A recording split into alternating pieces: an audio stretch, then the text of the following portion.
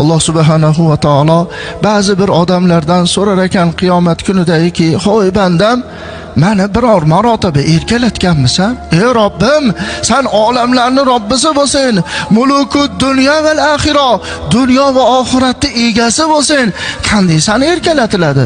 Shunda Alloh taolo aytar ekanki, "Meni 99 ta ismi sifatim bor. Shu 99 ta ismi sifatimni hech bo'lmasa 10 tasini aytganingda edi, men erkalanardim"dir. Men erkalanardim. Necha yil umr kechirding? 70 yil, 80 yil umr kechiribman. Shu 70 yil, 80 yil umrning ichida biror marotaba meni 99 ta ismimni aytganmisan? Hech bo'lmasa 10 tasini aytganmisan? 70 yil umr kechiribsan.